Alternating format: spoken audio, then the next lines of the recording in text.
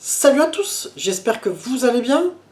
Eh bien oui, aujourd'hui de retour pour un test d'un jeu qui, pardonnez-moi l'expression, mais à l'époque il nous avait mis sur le cul. Un jeu qui sortait de nulle part. Et puis d'un coup on a reçu Guilty Gear sur PS1 et on en parle tout de suite après le générique.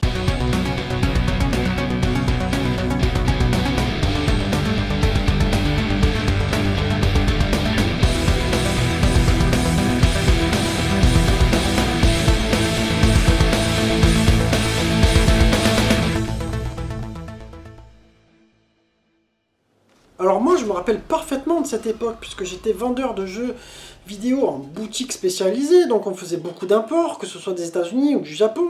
Et puis d'un coup nous arrive ce jeu-là justement de chez eux, Guilty Gear sur PS1. Et je t'avoue que purée, tout de suite ils nous avaient mis une clacasse ce jeu, mais franchement c'était impressionnant. Alors, on va parler un petit peu des gens qui étaient derrière. Il avait été développé par le studio Arc System Works, qui est un studio japonais, qui existe encore aujourd'hui, qui avait été créé en 88. Tu vois, donc le studio, il a déjà plus de 30 ans. Et il y a encore 133 personnes qui y bossent. Et donc, ils nous avaient...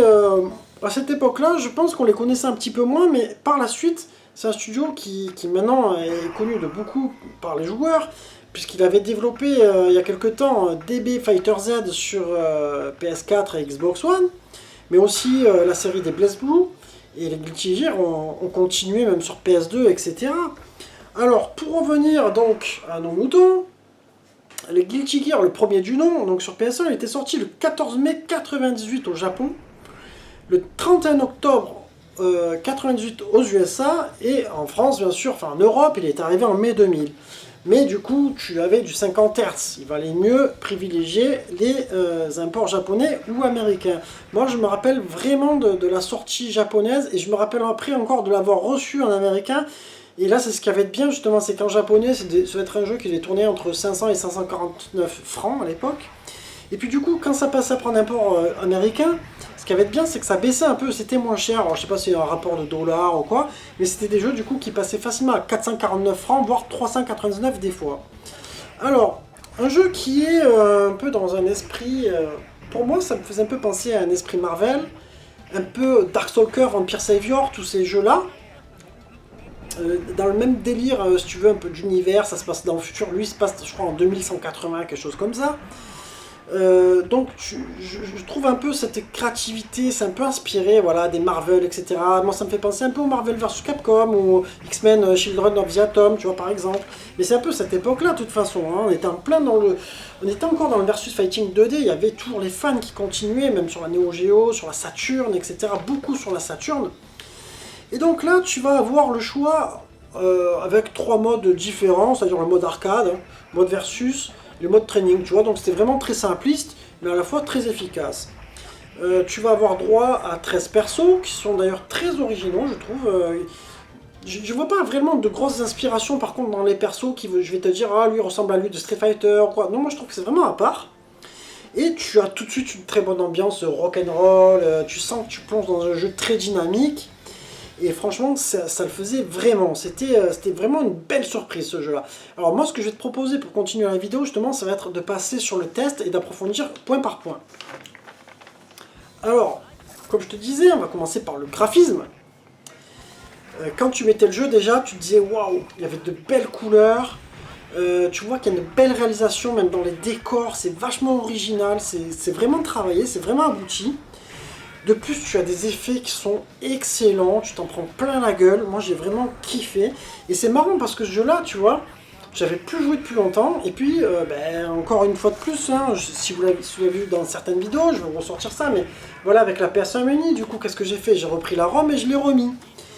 Et putain, je me suis régalé, quoi. Je me suis dit, mais ce jeu, c'est hallucinant, il n'a pas forcément vieilli malgré son âge, tu vois, il y a une vingtaine d'années le jeu. Franchement ça le fait toujours autant. Alors je dirais que graphiquement c'est vraiment très très beau, ça mérite toujours un 16 sur 20, dites-moi si vous êtes d'accord avec cette note. Au niveau animation, c'est là où tu vas retrouver une petite inspiration Neo Geo, parce que tu retrouves des zooms un petit peu à la Samurai Shodown, pas à la Art of Fighting, mais à la Samurai Shodown, parce que là, dans Art of Fighting, sur les premiers, c'était vraiment des gros zooms qui faisaient limite mal à la tête. Là, au contraire, C'est plutôt dans le style Samurai Shodown, très bien calibré, tu vois, donc ça fait pas mal à la tête, ils sont pas énormes, et ça le fait vachement, du coup ça fait une dynamique dans cette animation, tu as très peu de ralentissement, une fois de plus, tu as encore plein de beaux effets, comme je te disais pour la rubrique des graphismes. Et bien là, au niveau animation, pareil, on peut les intégrer aussi, puisque les effets font partie aussi de l'animation. Franchement, c'est super réussi. Moi, je trouve ça vraiment excellent. Encore de nos jours, ça le fait vachement bien. Peut-être que, oui, si ça avait été développé sur une Neo Geo, une console un peu plus puissante, même peut-être sur la Saturn, tu vois, ce serait... peut-être encore mieux, mais du coup je dirais que pour une PS1 ça vaut un bon 16 sur 20.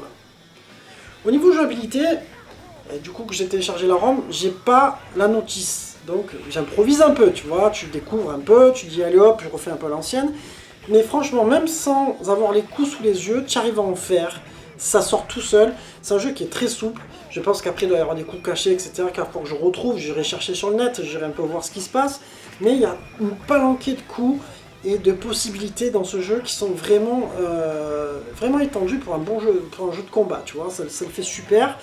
Je dirais que du coup, si tu es pas trop dans le versus fighting, si tu es un peu un enfant du Street Fighter 2, tu vois, tu prends ce jeu-là, t'es pas un gros fan, tu vois, mais tu joues avec un pote, ben, tu vas très vite t'éclater, du coup je dirais que ça mérite un bon 15 sur 20 pour la jouabilité. Au niveau mix sonore, alors là, je vais pas être très objectif. Ça va être un peu le problème, mais je suis obligé. On est plongé dans une ambiance qui est complètement excellente au niveau musical. C'est-à-dire que tu as un peu un délire néoclassique pour ceux qui connaissent un peu la musique, c'est-à-dire un peu Symphony X, tu vois, Yngwie Malmsteen, ou on pourrait dire aussi du heavy metal, tu vois. Et ça, forcément, ça m'en met les frissons, c'est génial. Donc déjà une super ambiance et qui va très bien avec l'univers du jeu. Donc pour moi, c'est hyper réussi. Et les bruitages des armes, les bruitages des persos, des attaques, tout ça, moi je trouve que c'est vraiment très très bien travaillé, ça le fait super.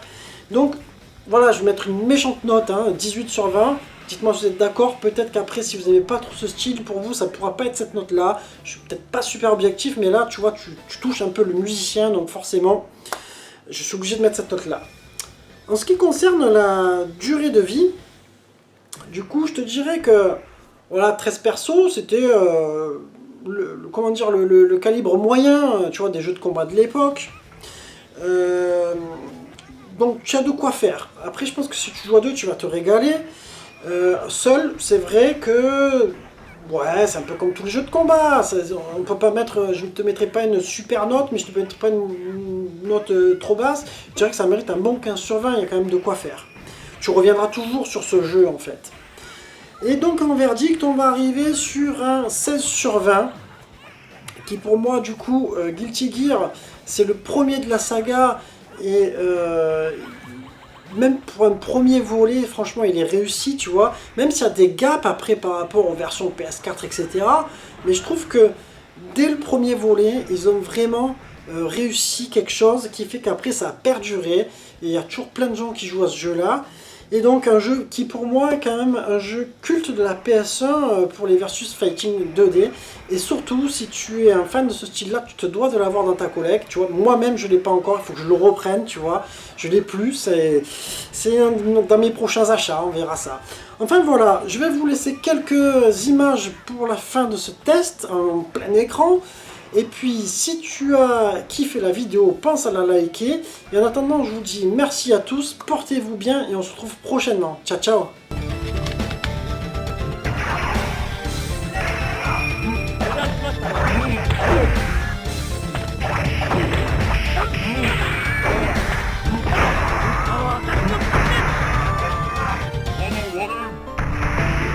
Yoku